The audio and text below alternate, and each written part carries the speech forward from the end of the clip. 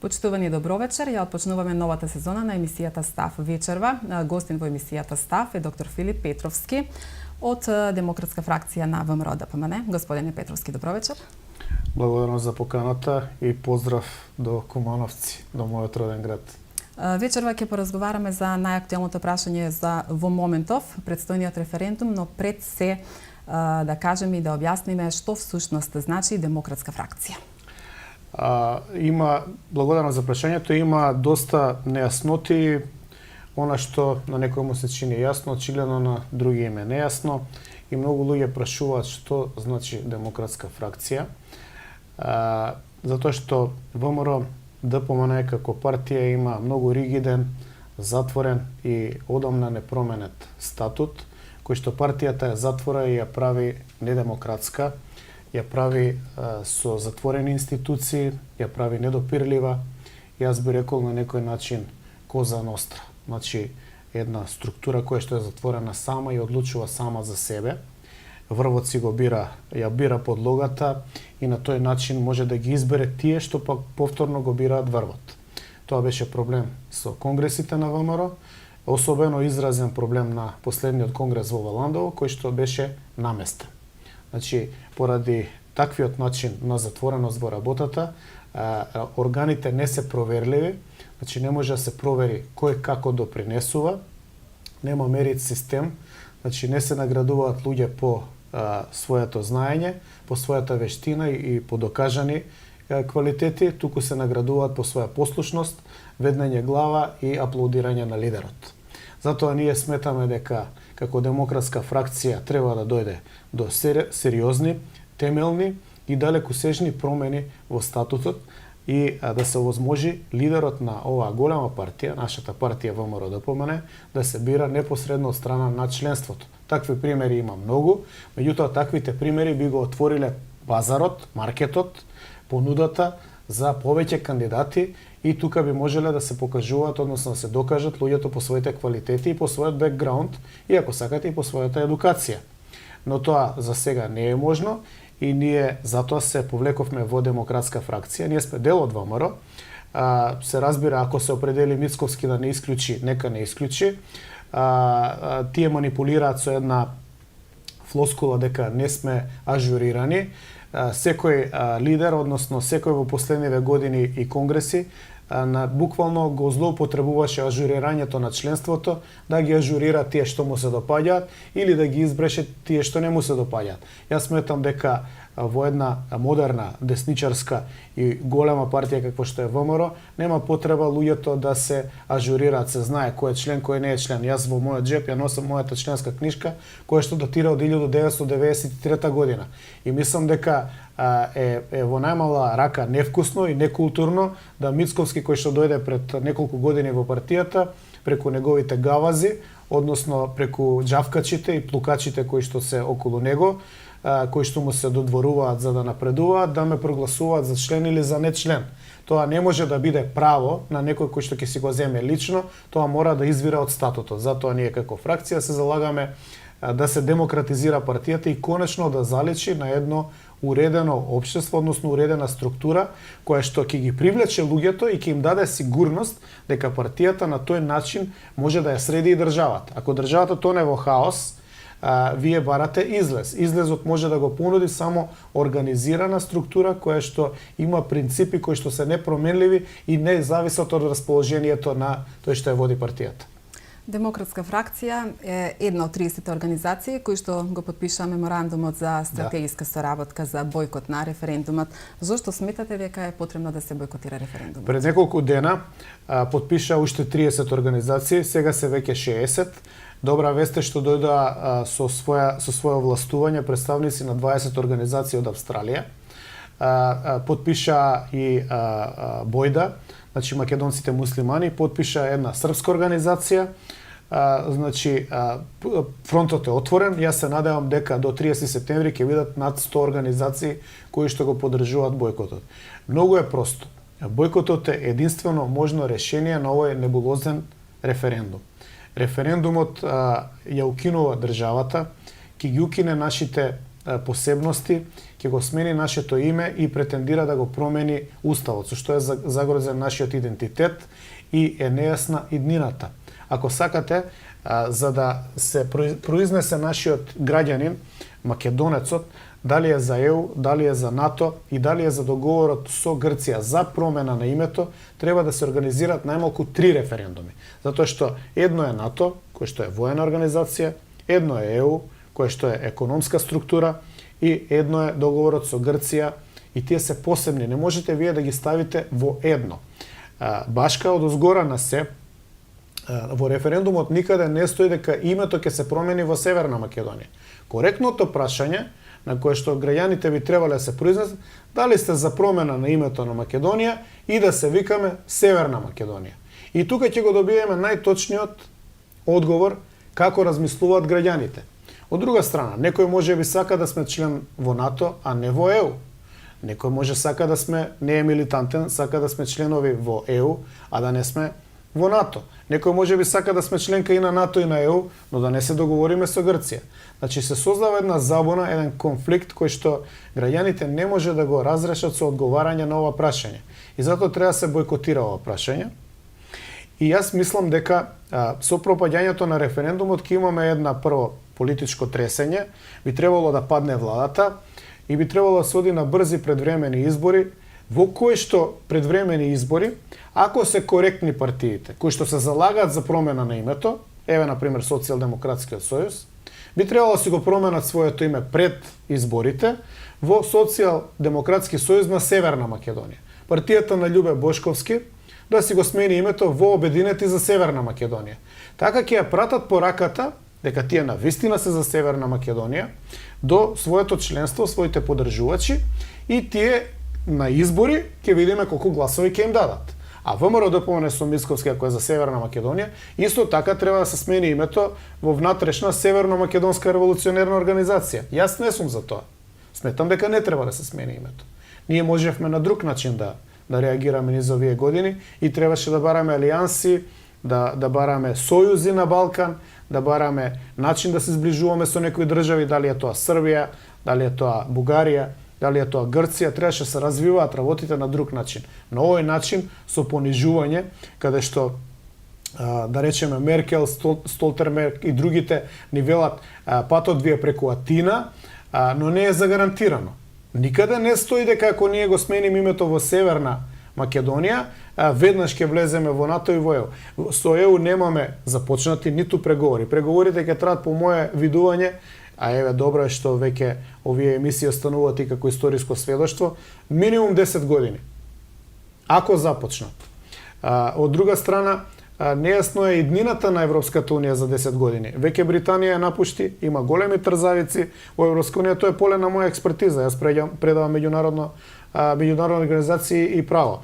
Значи, не е јасно што ќе се случи во овие 10 години. Исто така, генералниот секретар на НАТО, кој што сега ни доаѓа тука на нас, исто самиот најавува дека не е јасна иднината на НАТО. Према тоа, ние не можеме да ја поврзуваме промената на уставното име, на нашето историско и вековно име, со членство во овие организации. Со нив требаше се преговара на друг начин, со грците на друг начин. И да се одвојат овие прашања и се разбира, пред да се доаѓа до вакви небулозни прашања за на референдум, требаше да се направи широка јавна дебата со инволвирање на интелигенцијата македонска, можеби и меѓудржавни дебати, кои што ќе понудат варијанти и кои што ќе го осетат пулсот на народот. Вие не можете да го понижите народот и од него да барате да е про НАТО и ЕУ. Ваквото малтретирање, тормозење на граѓаните доведе до развој на анти-НАТО сентимент кај македонците. Тој не беше таков пред 10 години, сега е веќе изразено, па мораат да прават лажни овие истражувања на мислењето, да кажуваат дека, не знам, 60% се луѓето и така натаму. Тоа воопшто не е точно. Ако направите издржано и од независна агенција истражување, ќе видите дека не е ни 50% про НАТО поддршката.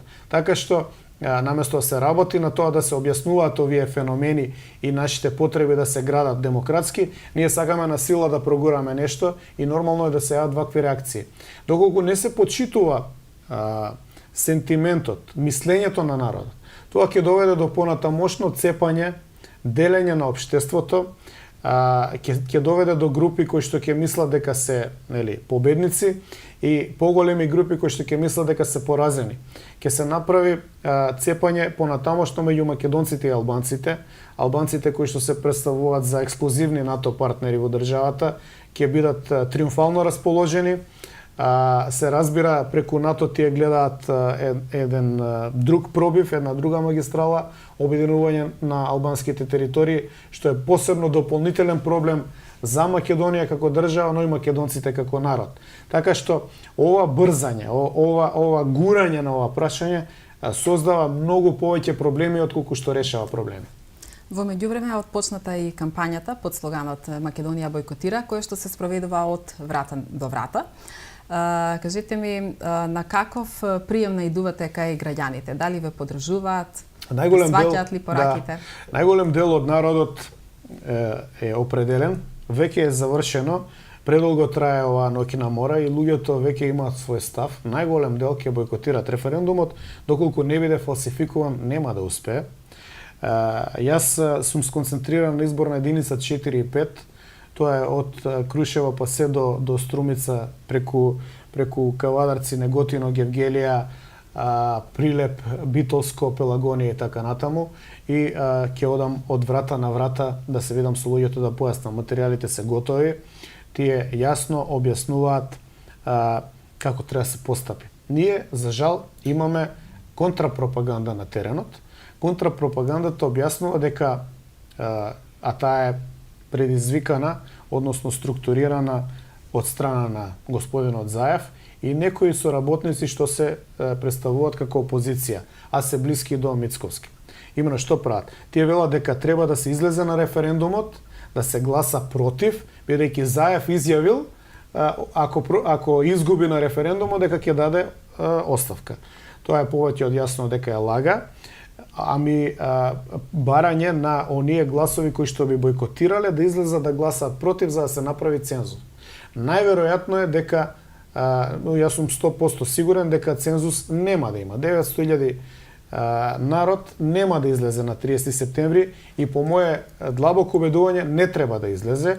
Веќе наредната година може да се организираат специјализирани прецизни референдуми кои што ќе го отцртат мислењето на народот или да се даде простор да народот му се објаснат детално правците по кои треба да се движиме, но да го убедиме преку формирање на национален консензус. Очигледно немање на национален консензус, немање на црвени линии, немање на јасна политика што се македонските национални интереси ќе доведе до тоа цепање. И сега они прават еден заокрет на овој референдум, ќе се обидат дел од граѓаните да ги изманипулира, посебно во руралните средини, каде што нема доволно информации, каде што, да речеме, дел од населението е по-наклонето кон партиско информирање. Значи, доаѓа партиски комесар и вели, ти сега мора да гласаш за или мора да гласаш против. И тие без поговор, без размислување тоа го прават. Јас ќе се обидам со една поголема екипа да допрам до што повеќе луѓе директно, очи во очи, да го дадам тој материјал и ако нешто не е јасно да објаснам. Затоа што со искачањето и гласање против, вие му давате исто како да се гласале за, односно му давате цензус на Заев. И Заев е многу помалку битен, Заев е марионета. Во оваа игранка тој е изберен да ја докречи Македонија и на нас не ни е битно Заев ќе го нема, меѓутоа Македонија да ја има. Еден убав ден ќе дојде некој друг премиер, можеби и од таа партија, можеби од ВМРО, можеби од некоја трета партија. Но дали Македонија ќе биде се уште Македонија или ќе биде Северна Македонија или ќе биде кантонизирана држава или ќе биде држава која што е пред распаѓање, е многу битно во овој момент да го спречиме. Имено, овие големи структури го ценат капацитетот за имање на држава. Ако они сметат дека може да ве газат, дека вие ќе се повлекувате и понатаму, тие ќе ве газат. Затоа што се тоа меѓународни интереси и тука не се битни 100.000 граѓани на Куманово. Битни се милиони граѓани, милиони квадратни километри територија, отцртување на нова геополитичка стратегија, глобално и се разбира милиарди долари или евра во воена опрема. Така што они би не прегазиле, ние би биле статистичка грешка, доколку самите не побараме друг начин. Тоа според мене е бојкотот. Господине Петровски, во јавноста во последно време се појавија повеќе шпекулации во врска со подпишаниот договор со јужниот сосед. Доколку се направи една паралела од ваша перспектива, што ќе добие, а што може и дали може нешто да изгуби Република Македонија? Дали со овој подпишан договор се задира во македонскиот идентитет? Не само што се задира во идентитетот, ова е последната фаза на бришење на Македонија како проблем кој што се појавува во 19 и 20 век.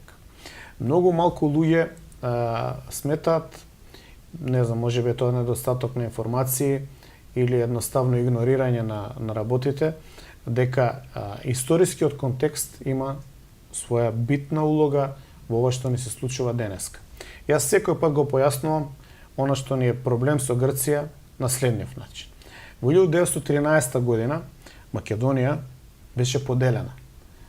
И тоа на 3 дела големи и еден мал дел во Албанија. Србија, Бугарија и Грција. Грција зема 51% од територијата на Македонија. Тоа е најплодниот дел, житницата, од каде што може да се прехрани цела Грција. Тоа е она што нацистите го правеа во Втората светска војна со Украина и со Полска, значи проширување во лебен спейс, простор за живење. Инаку Грција, без тој дел од Македонија во 1913 година, таа година е анектиран и Крит, е едноставно Пелопонез, односно Карпи. Немаат од што да јадат. Сега, поделбата на Македонија во 1913 година е завршена со тоа што е избришена Македонија и е избришен македонскиот народ. Тој не постои нити во Грција, нити во Бугарија, но не постои ниту на овој простор. Овдека, да се разбереме, не е Вардарска Македонија, него е Вардарска Бановина. Еве, кумановци добро знаат, тука има луѓе што повеќе се сеќаваат, упатени се и Куманово е измешано меѓу македонци, срби и така натаму. Значи, бришењето на Македонија се смета во 1913 година како решение конечно на македонското прашање, на македонскиот проблем, кој што е коска во грло на политиката кон крајот на 19 век и почеток на 20 век, вклучително и Првата светска војна. И што се случува? Тие сметале дека ќе ги избришат македонците, ќе избришат Македонија и нема веќе да има проблем. Но тој проблем е само привидно затворен. Продолжува да постои ВМРО како историска организација, која што го одржува огнот жив до Втората светска војна. Во Втората светска војна се формира отпор во сите 3 дела на Македонија. Во овој дел партизанските одреди се наречени по имиња на револуционери од Илинденско време, Никола Карев, Гоце Делчев и така натаму. Тоа е едно движење кое што доведува до формирање на модерна Република Македонија.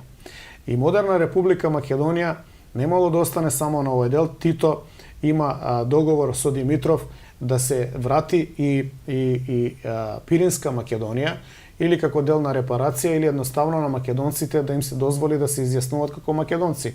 После 45-та во првите години македонците и се изјаснувале слободно и во Бугарија, односно во Пиринскиот дел на Македонија, и ги има во документите, односно во пописите. Исто така македонците долу тргнуваат во граѓанска војна, односно за ослободување на тој дел доле, Егејскиот дел, што е задушено дури во 1948 година со масовен екзодус. Во над 40 држави се расфрлани деца македонци, кои што подоцна се добар дел се вратени во Република Македонија денешна, но дел се загубени, односно се претопени во државите каде што живееле, од Полска па преку Украина, Беларусија, Унгарија и така натаму. Тоа е вториот удар, и јас би го изедначил со на некој начин ерменскиот геноцид. Значи, ако за ерменскиот геноцид зборуваме дека после Холокаустот на евреите е еден од најголемите геноциди во историјата на Европа и на човештвото, тогаш веднаш рамо до рамо македонскиот геноцид е тука некаде и треба да се истражува. Меѓутоа има еден проблем за разлика од ерменскиот. За ерменскиот сите зборуваат, а за македонскиот геноцид никој не смее да зборува и не го утврдуваат како факт или сакаат да го избришат. И сега, на кај 90-та година и доаѓаме до договорот сега со Грција, проблемот упорно остануваше. Тие мислеа дека ја поделија Македонија, дека ја уништија, но македонскиот народ и дел од територија во 91 година се вратија под истото име како што беше 913 година. Значи се врати Македонија, се врати македонскиот народ, односно беше признат како постоење. Прво беше во Југославија, нели, а сега се одвои 91. Со самото враќање 91 година се појави проблем за Грција. Имате проблем со имоти, имате проблем со македонци кои што се таму, ако имаат своја матична држава, може да почнат да го развиваат културниот идентитет и да имаат па дури и сецесионистички движења. Вие ако погледнете на YouTube вашата цената публика, да речеме да искуцаат Македонико Мераки во Срч, ќе видите дека македонците во Егејска Македонија ден денеска до вчера, што би се рекло, имаат свој собери, слушаат само македонска музика, имаат свој посебен идентитет. Незатварањето на овие прашања од страна на Грција е секогаш дамоклов меч и опасност за нејзината целина. Посебно што не е само Македонија како проблем. Од едната страна има Турција и поделбата на Кипар, и од другата страна ја има Чамерија, односно северно-западниот дел на Грција, каде што има околу 1 милион албанци. Јас сум имал дуели во Македонија со представниците на албанското малцинство, во кое што тие отворено зборуваат дека една од наредните фази е секако и тој дел во обединувањето на Албанија. Тие не скриено зборуваат за обединувањето на Албанија, кое што е дефинирано во 1998 година во една програма која што е објавена од Албанската академија на науки. Што значи дека грците се свесни на тоа. Они сакаат да го затворат ова за да си го обезбедат својот интегритет. Во иднина Грција нема да се соочува само со македонскиот проблем. Тие го имаат албанскиот проблем, имаат проблем со турците. Се разбира, сметаат дека сме ние најслабата алка, дека нас може најлесно да не скршат и затоа притискаат најсилно. Ако успеат оваа фаза да ја завршат, верувајте ми, Трага ќе остане од емисијата, наредното ќе биде справување со албанците или албанците ќе се справуваат со нив. Но албанците сега во моментов работат нели на Косово, евентуално ако може да ја кантонизираат Македонија и на делови од Црна Гора. Се е ова дефинирано во документ. Тие работат во документ кој што им ги има дадено идеолошките карактеристики, правци, магистрали кои што треба да делуваат и се разбира и дури во својата химната на Албанија е зацртано дека тоа се тие правци по кои што ќе делуваат. Така што Македонија се наоѓа во една сосема лоша позиција. Позицијата е во која што сме ставена е од недостаток на разбирање на овие карактеристики што ви ги зборувам. Никој не ја базира својата дневна политика, по најмалку Грција, на расположението на политичките елити во Атина, како што денеска им текнало или се договориле. Длабоките корени се 913 пред 913 1878 година и така натаму. И сега, ако они го формираат во континуитет своето агресивно однесување према Македонија, од оваа страна никој пат не наидува на соодветен одговор, дека барем се разбираат процесите зашто тоа се прави и да се бара поинаков пристап.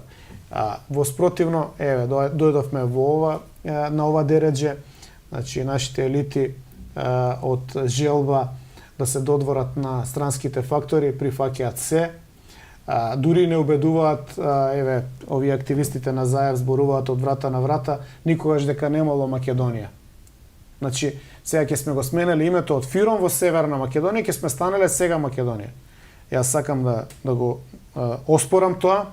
Во 91 година донесовме устав, во уставот пишува Република Македонија, а во 93 година сме примени со измама во Обединети нации, измамата ја направи Киро Глигоров и тогашната номенклатура на СДСМ, дека тоа е привремено име за 2 месеци.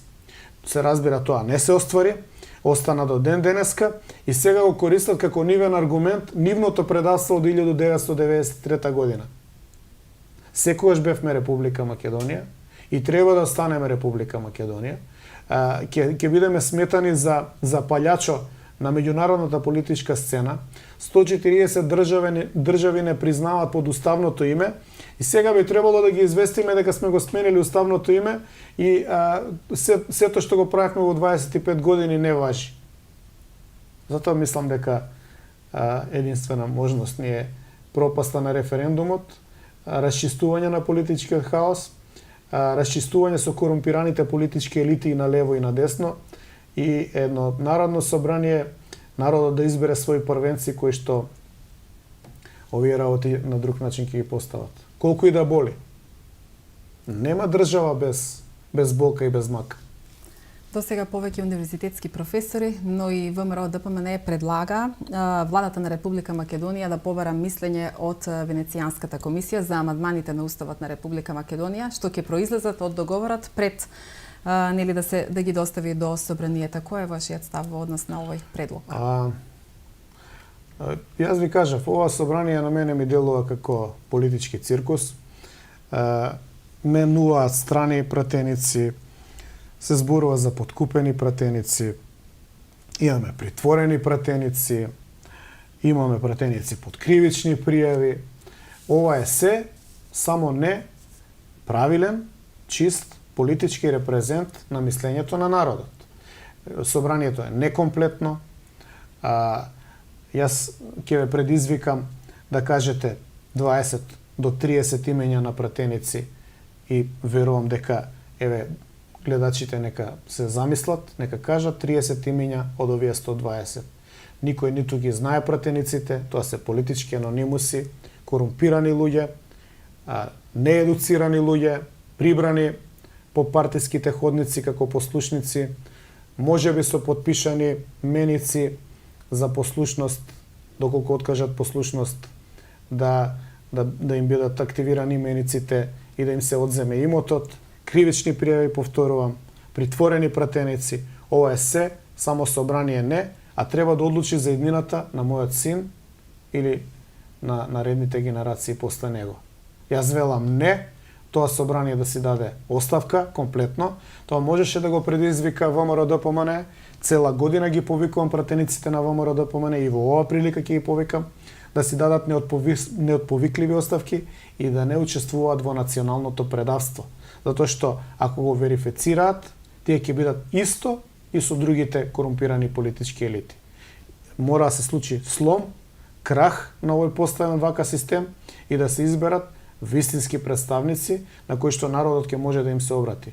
Јас се кладам дека во овој момент народот нема контакт со пратениците. Пратениците или се кријат, или се плашат, или се срамат, или се изолирани како политичка елита, што во најмала рака треба да биде односот меѓу тие што ги гласаат и тие што ги репрезентираат. И одлучуваат во нивна интерес и еменуваат нашата иднина, нашата перспектива. Дали е можно да реагира Уставниот суд со оглед на тоа дека се уште официјално или не се познати уставните измени? Не. И Уставниот суд треба да се распушти. Тоа треба да се избрка све. Значи, гледайте, Талат Џафери е неуставно изберен, нема 61 пратеник во моментов кога е гласан.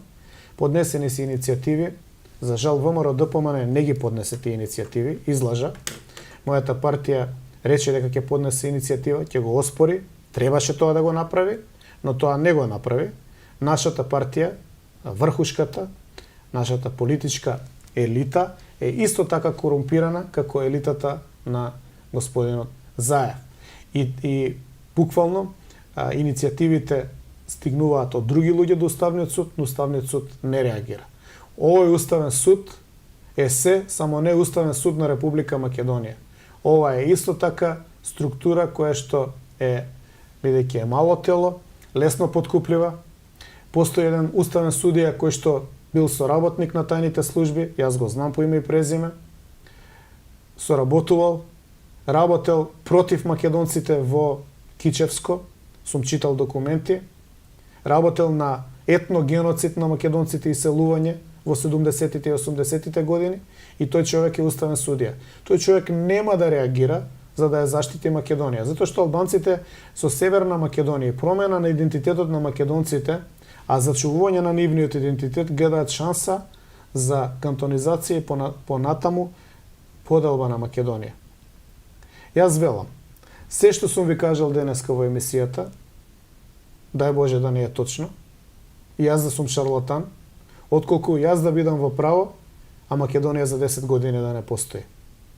Она што го гледам како правец после 2001 година, За жал не ме демантира, туку ме потврдува. Тргнете од Рачиново за Куманово, од Скопје преку Рачиново, ќе видите голем монумент од стотици метри со албански знамења и се до Љубодрак и Уминдол нема да видите никаде македонско знаме. Која држава е тоа? Која територија? Уставниот суд требаше одамна да ги спречи сите тие работи, со јасно поставување на законите, останатите органи требаше да делуваат, но немаат сила, немаат политички капацитет, баш поради корумпираните македонски политички елити и на лево и на десно. Да не видам безобразен и брутален. Тоа се треба да се собере и на клоци да се шутира, за да поставиме држава. Инаку, само мислиме дека имаме држава, во меѓувреме пола Куманово се исели во Австралија, Нов Зеланд, другата половина е во Авганистан. Луѓето, градот тоне во заборав. Македонците се повлекуваат плоштадот према спортската сала, се менува етничката мапа, се менува слободниот простор каде што може да се движи еден обичен кумановец слободно. Тоа ли беше државата што ние сакавме да ја развиваме? Тоа не се виновни албанците што се случи. Виновни се политичките корумпирани елити на СДСМ и ДПМН. И јас се залагам тоа да го промениме. Има начин како. Господине Петровски, како гледате на тоа дека власта на некој начин овој референдум некако го поистоветува со историскиот референдум за независност на државата? Фарс. Голема сработа е да референдумот кој што беше за осамостојување на Македонија, кој што беше израз на потребата да се верифицира постоењето на државата на македонскиот народ, бидејќи тоа се документите на АСНОМ од 1944 година, па подоцна бевме нагурани на сила во Југословенската федерација, оти Михајло Апостолски со својата 70.000 наоружана војска, партизанска војска, сакаше да оди на Солун. Тоа се факти. Никој не сакаше да оди на Срем. Па беа разоружани, масовни ликвидации во Велешко, Кумановско, на Скопското Кале, и беа пратени македонците без оружје на Сремски фронт да изгинат во кланица, да не се вратат назад, за да се обезглави во крв, да се плати и да се обезглави потребата за посебна држава. Вие имате ден денеска во Панчевско, во Панчево, во околина на Панчево, чисти македонски села. Од каде се тие села? Тоа се тие партизани кои што не им е дозволено да се вратат, биле интернирани на Срем. И сега нашиот народ продолжи да се развива, беше сузбивано македонското, беше развивано југословенското по идеолошка линија, но не беше уништено. И тоа кулминацијата доживеа во 1991 година. И се постави македонска држава. Сетете се само која беше славјето. И сега вие да го споредувате ова предавство, национално предавство, урнисување на државата, со тоа за мене е неприфатливо. Пред да биде потпишан договорот со Грција за името Република Северна Македонија, експресно пред тоа прострои и еден предлог Илинденска Македонија. Кој е вашиот став во врска со ова име? Тоа беше штих проба да се види како ќе се реагира и еден од бисерите на Никола Димитров. Никола Димитров е тоа што е, човек на платен список на странски држави, странски тајни служби и работи против интересите на македонскиот народ. Тој ќе биде обележан, забележан, запишан во македонската историја како еден од најголемите предавници, рамо до рамо со Коте од Рулја. Господине Петровски, според вас, кои би биле придобивките од влезот на Македонија во двете меѓународни организации, НАТО и ЕУ? Значи, неспорно е дека треба да имаме однос кон овие две организации. Според мене, побитно е да влеземе во Европска унија. Ни треба отворен пазар, ни треба простор за движење. Ние сме дел од Европа, не сме на некој друг континент. Најголемиот дел од нашите соседи се дел од таа организација, со нив тргуваме, сакаме да има предприемаштво, pursuit of happiness, потрага по среќата низ барање на собствен развој и благосостојба и треба да бидеме дел. Иако Европа како политичка унија е во опасност. Британија излезе и најверојатно уште некои држави ќе го следат тој пример. Го имате и проблемот со Каталонија и Баскија во Шпанија и така натаму и така натаму. Има една сериозна опасност Европската унија што бриселската бирократија делува сама за себе во собствен интерес, потоа постои финансиска олигархија која што е контролирана од Германија, која што делува во интерес на Германија и во најмалку делуваат во интерес на националните држави. Тоа го воочи Британија, затоа излезе. Ќе видиме, ми се чини дека Полска, Унгарија и да не излезат, ќе се сконцентрираат на асиметричен пристап кон Европската унија. И гледате дека не ги прифаќаат емигрантите, се противат, ја држат цврстата национална линија, а во се поголем дел во тие држави успеваат, односно добиваат на сила екстремните десничарски организации кои што меѓу другото се залагаат и за напуштање на Европска унија. Во Германија партијата која што се залага, екстремно десничарската партија, од пред неколку дена е на второ место со 17% на популарност, а таа се залага за напуштање на Европската унија. Така што раснат, се засилуваат дезинтегративните процеси. Во ред е ние да сакаме да бидеме дел и треба да бидеме дел, но треба да ги знаеме опасностите и треба да имаме резервна варијанта. Треба да знаеме што значи Евроазија, треба да знаеме што значи регионална соработка, што значи за нас една Србија во 10 години од сега, што значи за нас една Бугарија, па ако сакате една Грција во економски параметри. Што ќе развиваме? Ќе развиваме патишта ли, железница ли, како ќе се зголемува размената, ќе инвестираме ли таму, ќе правиме ли размена на инвестиции и така натаму. Ние немаме одговор на ништо. Нашата Академија на науки и уметности е политичка конјуктура, политички папагал на левицата. Не ни даде одговор во овие 30 години на ниедно стратешко прашање. Молчат за сите овие работи. Молчат и за промената на името. Значи, треба да знаеме што сакаме фундирано на научни принципи, на истражување на бројки. И мислам дека може да одговориме позитивно за Европска унија. За НАТО исто така би требало да направиме сериозен пристап. Имаме ли армија? Имаме ли пари за таа армија, односно во Македонија? Имаме ли пари за плаќањето на контрибуциите во НАТО? Имаме ли људство? Дали имаме луѓе кои што се спремни да гинат под туѓо знаме? Сакаме ли да бидеме агресори, не знам, во Афганистан, Ирак, Либија, Сомалија, не знам кај ќе се ангажира НАТО во еднина? Значи, треба да дадеме одговори на граѓанството, на македонците, на кумановци, дали го сакаме ние тоа. И треба да се направи едно длабоко истражување каков е односот и сентиментот од нашиот народ кон тоа. Велат, ако сме дел од НАТО, ќе ни била сигурна безбедност. Па еве, Албанија, Грција и Бугарија се дел од НАТО. Зарем НАТО ќе не нападне нас? Со Србија имаме традиционално блиски односи. Народот е измешан, тоа се историски факти, не може да се бега од тоа. И не треба да се бега од тоа, и треба да се користи како предност, не како проблем. Значи, кој ќе не нападне нас? Па ние можеме да се договориме со НАТО. Не ве дираме, не дирајте. Или прифатете не како Македонија. Прифатете не како равноправен партнер. Што ќе бидеме ние? Земја од втор ранг. Од второ ниво. А што ќе биде ако, еве јас слушам оваа варијанта. Се смени името во Република Северна Македонија и се удоволи на Грција и добиваме покана за НАТО.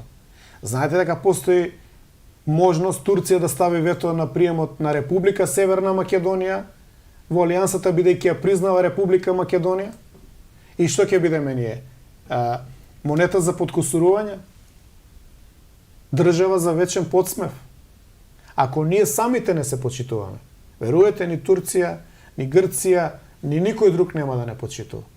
Така што време е за отрезнување и сума сумарум од овој разговор би сакал да биде дека Не ни се проблем нас ни НАТО, ни ЕУ. Ни Меркел не ни е проблем, ни Столтерберг. Ни Путин, ни Трамп. Овде проблем се корумпираните политички елити, кои што толку долго го корумпираат општеството, што корупцијата се спушти до ниво на инкасатор, до ниво на мајстор за водовод, до ниво на поправка на струја, да не кажам до касиерка во дуќанче. Сегде има корупција. Таа корупција е огледало, се пресликува. Овој горе крадал, овој бил си делал сам тендери, сега ќе видам ја на мој начин како може тоа да го спуштам, па го треба 50 денари или пенкало ќе украдам. И не е проблем дали некој ќе го украде пенкалото. Проблем е што општеството има врз себе рак и ракот го убива општеството. И реакцијата на луѓето е собирам куфери и одам во Австралија, место тука да ја гледа иднината. Тоа би било мојата порака. Да расчистиме со корумпираните политички елити и да побараме народни првенци кои што ќе се борат за народот, а не за себе. Најголемата опозицијска партија ВМРО-ДПМН се уште нема јасен став околу референдумот. Поединци се изјаснија за бојкот на референдум, но има и поединци кои што смета дека гласот против е глас во интерес на Македонија, за Македонија. Како може зошто ВМРО-ДПМН досега, што мислите, нели, зошто досега не излезе со еден јасен став околу ова? Затоа што не сме. Поставувањето на нелегитимен, нелегален начин на господинот Мицковски во Валандово минатата година е дел од пакет. Се разбира и НАТО, и ЕУ, и планерите, и стратезите на поставувањето на Заев минатата година за премиер и Талјат Џафери за председател на собранието, мора да го изработат пакетот, да ги нагураат сите овие политички корумпирани елити во исто кјоше, за да може лесно да ги манипулираат и за да може да добијат потврден одговор, односно климање со главата на реализацијата на планови. Тоа се големи планови, овие не се планови кои што се смислени денеска, вчера, пред една година. Долго време се гураат тие планови. Замислите кој е лобирање од грците да дојде еден генерален секретар на НАТО и да ви каже патот ви е преку Атина. Тоа не се случува за една година, не се случува без пари, не се случува без политички врски, контакти и така натаму. Сега во оваа игра ВМРО-ДПМН имаше обврска да биде бранител на националните интереси и чувар на идентитетот на македонскиот народ. За жал, со превратот во Валандово, тоа е исклучено како можност и затоа партијата молчи, односно членството е гласно, но врхушката молчи и таа нема ниту да се произнесе. Ви имате пред некој ден Мицковски во Кичево вели, ако водам следете ме, и сите браво, лидерот ќе не води негде, и после една реченица вели, ама па кој сум ја да ви кажам како да гласате. Значи, контрадикторни ставови во 3 минути. Од напишани текстови, лошо научени, непрочитани доволно, кои што го покажуваат конфликтот во кој што се наоѓа. Не може да води, сака да води, а забрането му е да каже став. И партијата е импрегнирана, и тоне во корупција, и тоне во одвојување, расцеп од членството на една страна и народот, од друга страна врхушката, кој што седи во зградата и со ботови по социјални мрежи и со скапо платени кампањи се јача самата себе и се создава виртуелна реалност дека некој стои зад неа. Јас повеќе пати кажа, ВМРО-ДПМН има обврска да ги заштити интересите на македонскиот народ, а нема обврска да биде на власт. Колку сака, нека е волно. Неделава во Македонија доаѓаат високи европски функционери, или генералниот секретар на НАТО, канцеларите на Германија и Австрија. Дали според вас ова е една порака дека меѓународната заедница стои зад владата и очекува успешен референдум или пак станува збор за еден вид притисок? Да, меѓународната заедница стои зад Заев, односно стои зад потребата да ги оствари, да ги реализира своите планови. Меркел е на залез од својата политичка кариера, а јас Не можам да се сетам да дошла за добро, да дојдат на отворање на стадион, автопат, градинка, на заедничка седница на владата на Република Македонија со онаа на Германија, или во едноставно пријателска посета. Од 3 дена, 5 дена да оди во Охрид, да ужива во Македонија, во убавините на Македонија. Не. Тие доаѓаат, а на начинот на кој што доаѓаат, јас само би се плашел, доаѓаат да направат притисок, да се остварат нивните планови, а Меркел носи со себе и пакет за 100.000 избеглици за Македонија. Значи не е само промената на името, туку и враќање на радикалните избеглици од Блиски Исток, кои што прават проблеми во Германија, да се вратат во Македонија.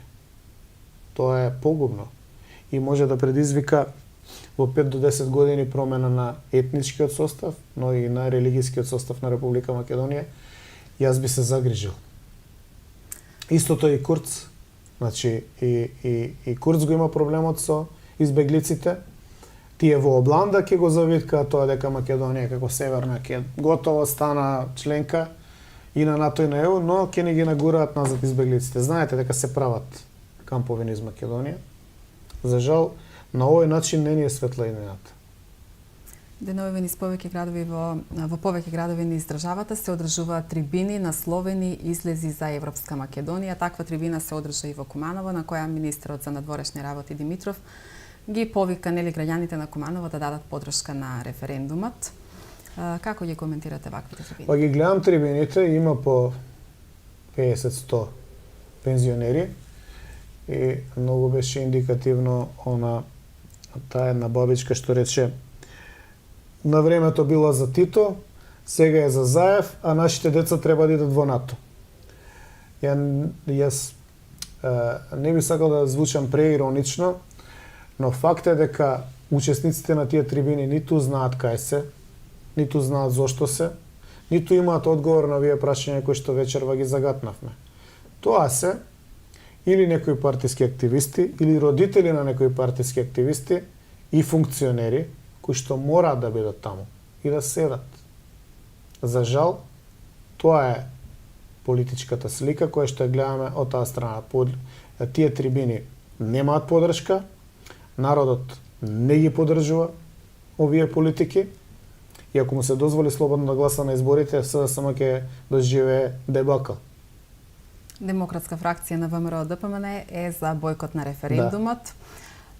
Еве според вас, што ќе се случува доколку референдумот пропадне?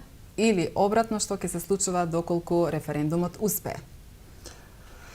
Не би сакал да мислам дека ќе успее.